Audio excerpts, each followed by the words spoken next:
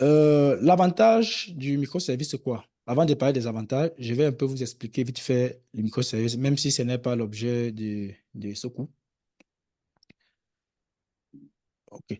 Lorsque vous voulez développer une application microservice et que vous êtes déjà apte à développer les monolithes, l'approche du microservice, c'est quoi? Ça permet de diviser l'application qui est conçue en un seul bloc en des petits services, donc en des petites applications. J'ai pris l'exemple sur l'application bloc. J'ai tantôt dit que nous avons la fonctionnalité publication, commentaire, et là, j'ai ajouté les notifications là. Ici, au niveau des publications que vous voyez, ça, c'est une application à part entière. Ça, c'est une application qui a sa base de données, qui a son serveur, qui fonctionne indépendant de l'application commentaire. Donc, vous prenez une application, vous partez au niveau de la partie métier, vous divisez ça en des petites applications que vous allez développer à part. Chaque application aura sa base de données et chaque application sera déployée sur son serveur à part.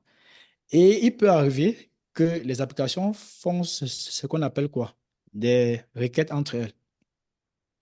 Lorsque le client va vouloir se connecter au niveau de l'application, contrairement à ce que nous avons vu, il va passer soit un client web ou bien mobile, il va effectuer une requête. La requête va d'abord passer au niveau de l'API Gateway. C'est l'API Gateway qui va définir, qui va détecter quel est le bon service. S'il veut récupérer les publications, il va rediriger, il va rediriger, oui, il va rediriger donc la requête au niveau de la publication. Le rôle de l'API Gateway, c'est de pouvoir, l'un des rôles, c'est de pouvoir router les requêtes.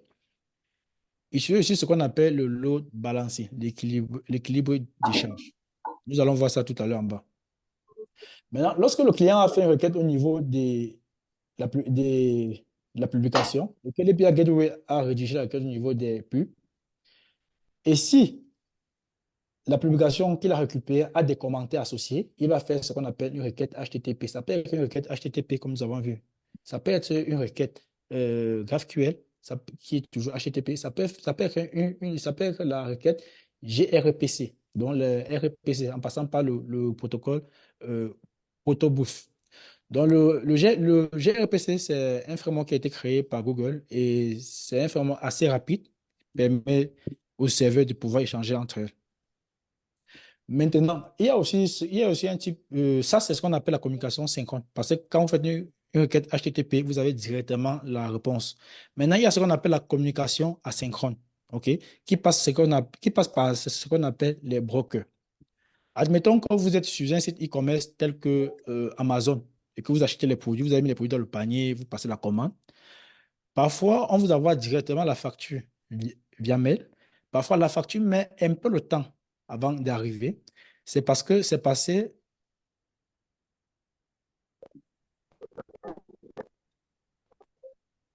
Ok. Oui, Gloria, tu as une question, vas-y.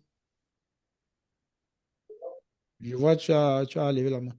Bonjour, bonsoir à tout le monde. Bonsoir.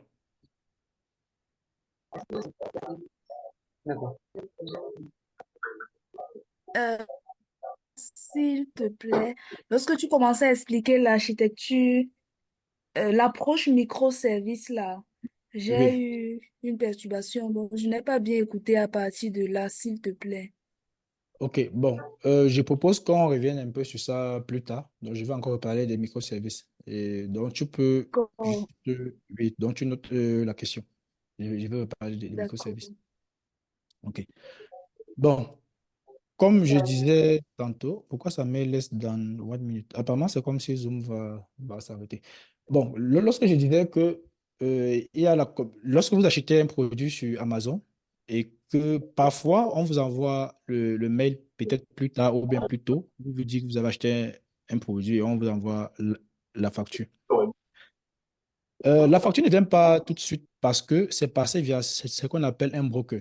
Donc, puisque on suppose que les gens peuvent acheter les produits au même moment et beaucoup de produits.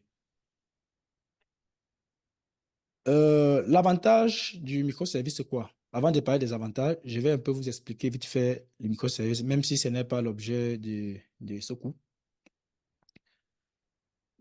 OK. Lorsque vous voulez développer une application microservice et que vous êtes déjà apte à développer les monolithes, l'approche du microservice, c'est quoi? Ça permet de diviser l'application qui est conçue en un seul bloc en des petits services, donc en des petites applications. J'ai pris l'exemple sur l'application bloc. J'ai tantôt dit que nous avons la fonctionnalité publication, commentaire, et là, j'ai ajouté les notifications là. Ici, au niveau des publications que vous voyez, ça, c'est une application à part entière. Ça, c'est une application qui a sa base de données, qui a son serveur, qui fonctionne indépendant de l'application commentaire. Donc, vous prenez une application, vous partez au niveau de la partie métier, vous divisez ça en des petites applications que vous allez développer à part. Chaque application aura sa base de données et chaque application sera déployée sur son serveur à part. Et il peut arriver que les applications font ce qu'on appelle quoi? Des requêtes entre elles.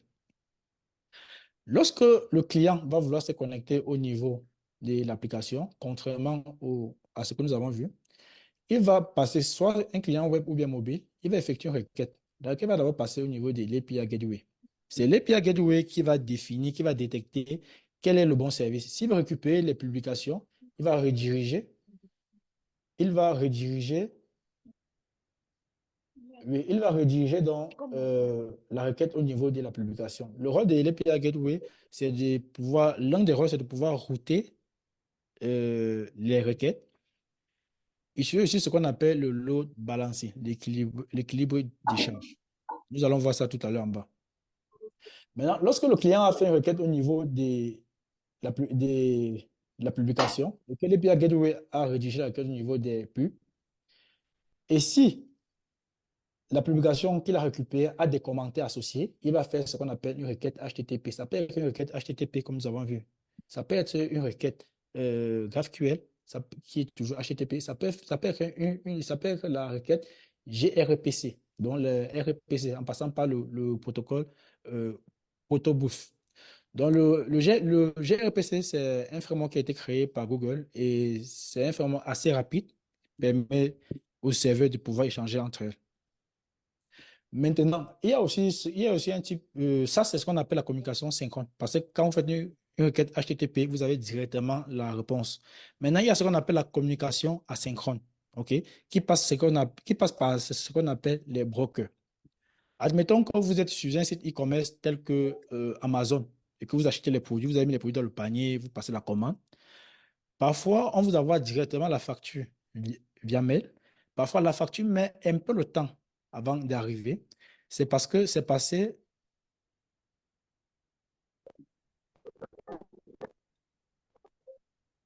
Ok. Oui, Gloria, tu as une question, vas-y. Je vois, tu as levé la main. Bonjour, bonsoir à tout le monde. Bonsoir.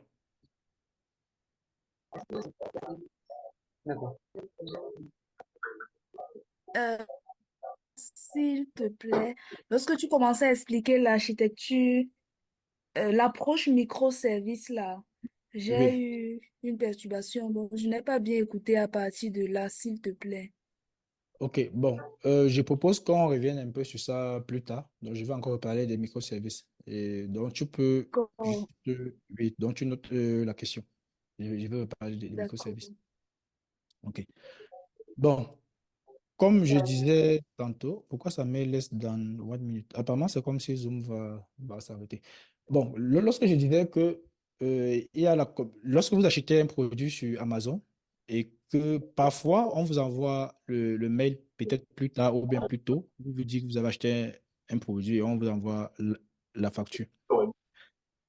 La facture ne vient pas tout de suite parce que c'est passé via ce qu'on appelle un broker. Donc, puisque on suppose que les gens peuvent acheter les produits au même moment et beaucoup de produits, comme pour la gestion des configurations. Comme vous pouvez choisir Grandler en utilisant le langage Kotlin ou bien Groovy. Vous pouvez utiliser le langage Kotlin, Groovy, tout ça. Bon, moi, je vais partir sur Java, c'est ce que je connais un peu, et je vais prendre Maven. La version de Spring, je vais laisser ça inchangé au niveau du groupe. Le groupe, je vais Pardon, on ne mettre. voit pas l'écran, l'écran. Vous ne L'écran, voyez on pas ne voit l'écran? pas. Non, non. Ah, attendez voir. Ah, ok, ok, ok. Je reviens là. Share screen. Ah, merci, merci à vous. Déjà, tout, tout ce que j'ai fait, c'est d'aller au niveau des start.sprint.io. Je pense que c'est ça. Oui, il y a eu des questions. Ah, ok, ok, ok, ok. C'est pour l'écran. Donc, comme j'ai dit, en initialisant un projet, lorsque vous êtes au niveau d'ici, vous pouvez choisir grandeur.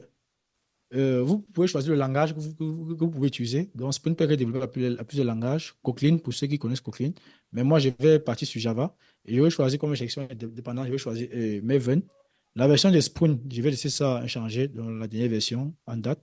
Et le groupe, je vais mettre ProxyDev.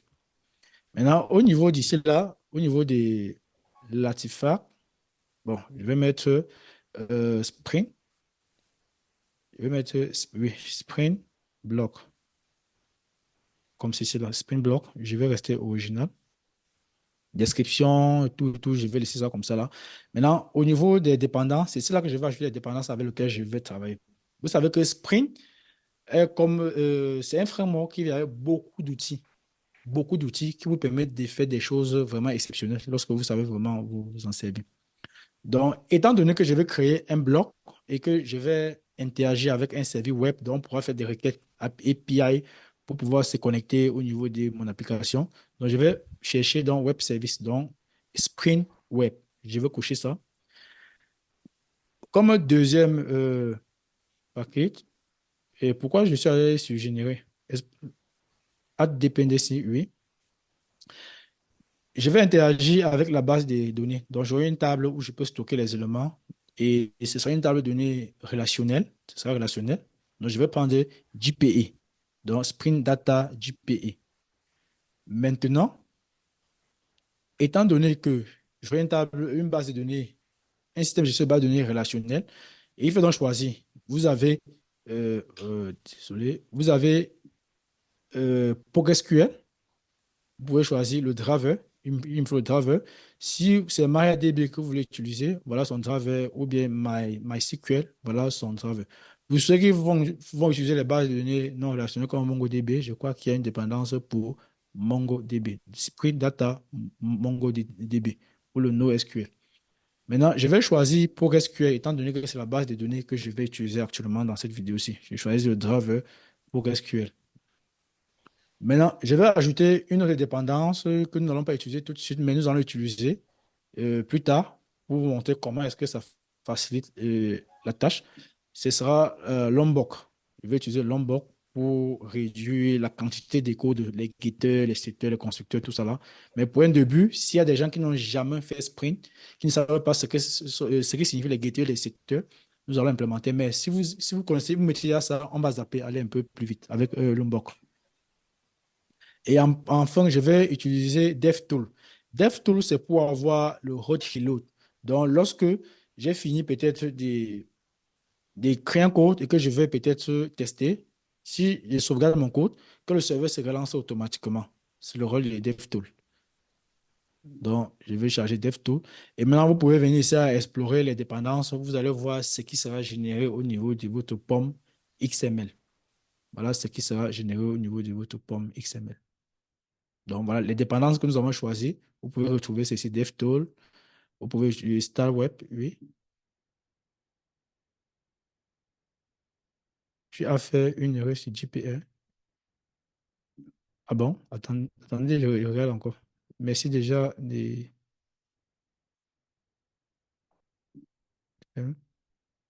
Spring, Spring Web. Ah oui, oui, oui, oui. Merci énormément. Merci beaucoup.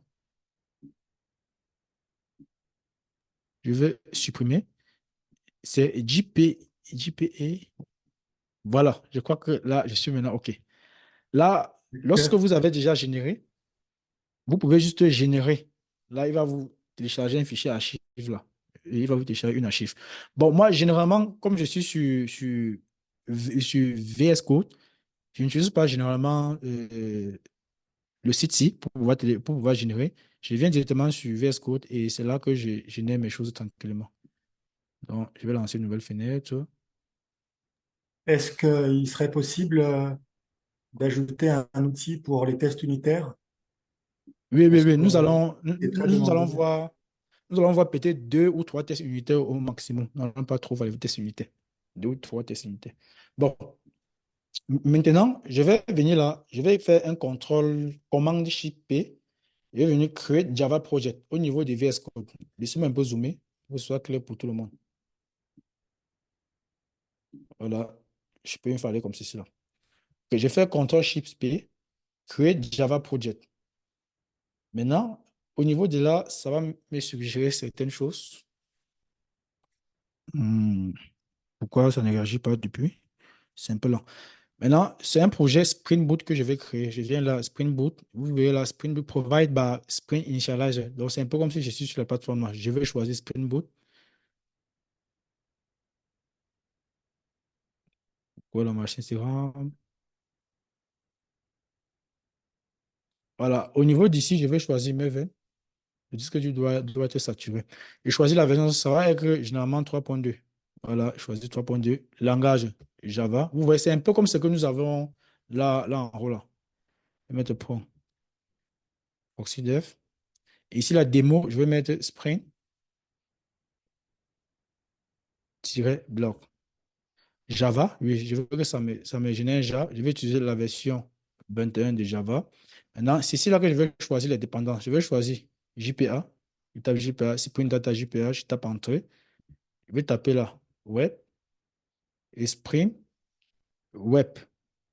Essayez de bien choisir ceci là. Donc, pour les applications MVC RESTful. Et après, je vais choisir Postgres, qui sera mon driver.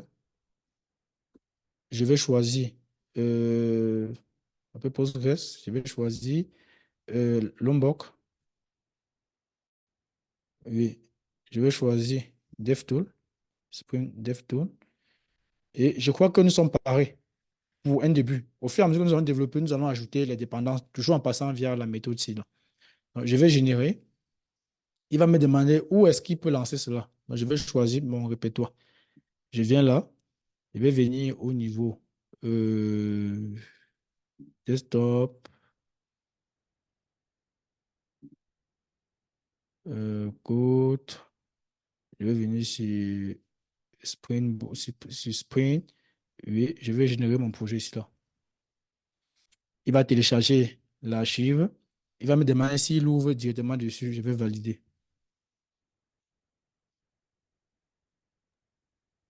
OK. Voilà donc l'arborescence de mon dossier. Voilà le package des playtests. Voilà la ressource. Et voici donc notre application Spring Boot. OK. Donc, je peux faire un commande B pour cacher dans cela. Donc, voilà dans le fichier de démarrage de notre application Spring Boot. Donc, je peux venir là au niveau d'ici là ou bien au niveau des Spring Run. Je patiente un peu que la machine charge un peu, que tout soit nickel. Je vais taper là pour taper un run.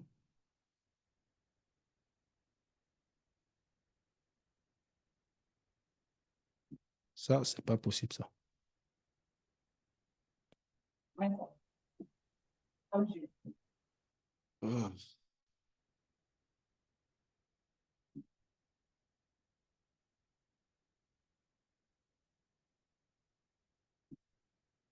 Ah, OK. Le package n'avait pas fini de charger. Bon, en attendant que ça charge, si vous avez des questions, je suis preneur. S'il vous plaît. Pardon? Je demandais le nom de l'extension Java sur VS Code. Ah, OK. Déjà, vous commencez par installer l'extension Java. Donc, vous venez sur Extension ici, là, à droite. Vous allez commencer par installer l'extension Java Extension. Je crois que c'est Java Extension. Attendez si ça affiche. Java Extension quelque chose là. Oui, Java Pack, Java Extension Pack for Java. Installez seulement celui-ci. Il va installer tout le reste que vous voyez en bas là. Donc, il veut chercher celui-ci, vous l'installez, il va lancer l'installation du reste. Maintenant, vous installez maintenant Spring.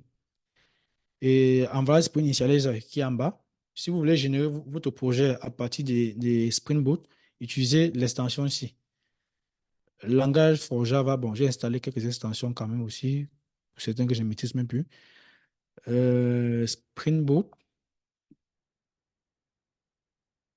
voici pour JUnit pour effectuer les tests. Spring Boot. Et récemment, j'ai fait une vidéo sur une extension VS Code qui est également très importante. Oui, voilà donc les extensions pour Spring.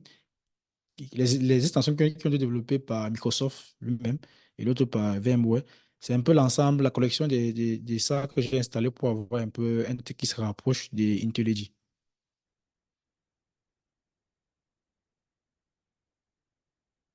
OK. Euh, ouais, ça.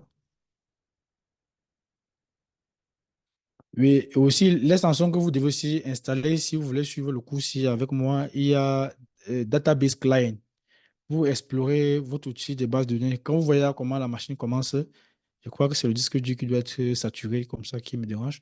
Il y a Database Client qui permet donc de se connecter aux bases de données, au système de gestion des bases de données. Donc, vous pouvez explorer les tables, effectuer des opérations comme si c'est un GUI normal. Vous devez l'installer. Et après, il y a Thunder Client. Bon, si vous avez la Postman, plus besoin de l'installer. Ceux qui n'ont pas Postman sur les machines, pour tester le API, vous pouvez installer Thunder Client, qui est assez intéressant et ça effectue vraiment les opérations un peu comme Postman. C'est assez intéressant. OK, je vous en prie. Bon, j'ai quand même voulu qu'on démarre un projet Sprint pour voir comment ça marche, mais je pense que demain, je ferai l'effort à ce que mon Mac soit assez clean, assez vraiment rapide pour développer une application. Et je sais que ça sera rapide. Donc, je vais seulement prendre le soin de vraiment libérer les choses au niveau du disque dur. Donc, si vous avez encore des questions, je pense qu'il est l'heure, nous devons nous séparer et demain, nous allons donc commencer à implémenter notre partie backend.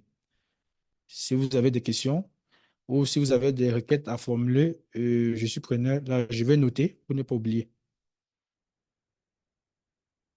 Bon, ici, là, parce que je n'ai pas configuré le data source, bon, on peut configurer ça en attendant que les questions arrivent. Donc, je peux venir. Donc, j'ai déjà un data source que j'ai déjà, disons, quoi, préconfiguré, que je peux utiliser. Il dit ici qu'il ne peut pas démarrer parce que le data source, donc, il ne paraît pas se connecter à la base de données, alors que j'ai mis JPE et j'ai mis également Postgres. Oui, oui, en voilà un data source également qui existe. Merci, merci. OK. Donc, je vais venir là au niveau des Spring, la application. Donc, bon, vous pouvez aussi utiliser la configuration YAML, hein. Donc, vous pouvez changer le property ici là par YAML, ça peut marcher. Ou bien vous pouvez avoir même deux fichiers de configuration à la fois. Donc, ça ne dérange pas. Maintenant, là, ce que je vais faire, c'est je vais coller ma configuration là. Le localhost, parce que c'est une base de données PostgreSQL que je vais utiliser. Et le localhost, c'est en local et on va le port. Donc, Spring Data Source dans URL. Je mets le chemin de ma base de données et je vais donc mettre simplement bloc. Je vais créer une base de données qui va s'appeler blocks uniquement. Maintenant, Ebinet. Lorsque je démarre l'application, si j'ai déjà les tables qui ont été créées, je dois supprimer ces tables-là puisque je suis en développement et recréer à nouveau en fonction du schéma de données que j'aurai. Ça, c'est le rôle de cette ligne-ci. Maintenant, je veux que lorsque j'effectue les requêtes au niveau des tables, je veux voir ça au niveau des logs, donc un peu comme les requêtes SQL. Et le driver, je vais utiliser Spring PostgreSQL, puisque au niveau des generated values, au niveau de la clé primaire, je veux qu'il se calque sur le système d'injection de base de données pour pouvoir générer la clé primaire. Parce que nous savons, il y a la génération, il y a par table, et je crois qu'il y a quoi, par identité et tout ça là. Donc, c'est un peu ça. Maintenant, je vais venir au niveau d'ici. Je vais me rassurer que mon serveur de base de données a démarré. C'est PostgreSQL 16. Je vais venir au niveau des PostgreSQL. Open PostgreSQL. OK. Voilà ma table qui a démarré. Bon, il y a quoi dans le chat?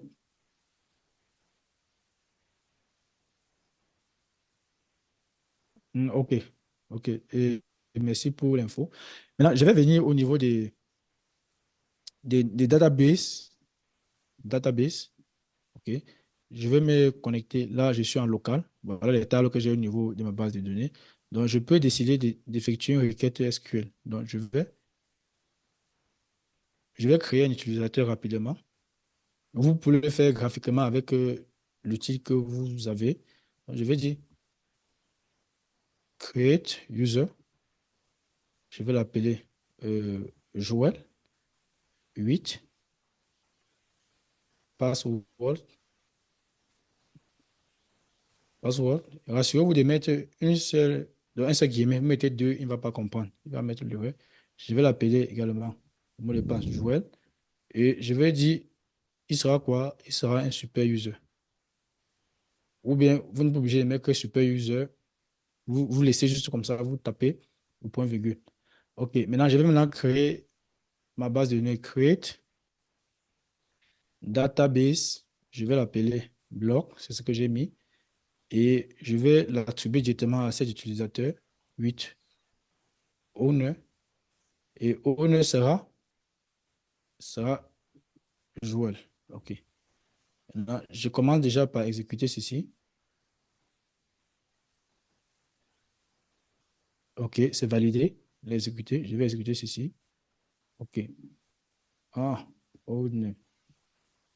OK. Voilà, il a créé. Maintenant, je vais venir au niveau de mon data source, des sprints, au niveau des username. OK. Sprint,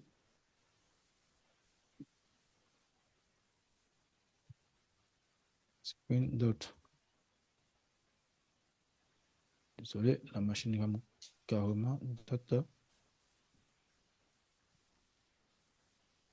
data source, nom d'username.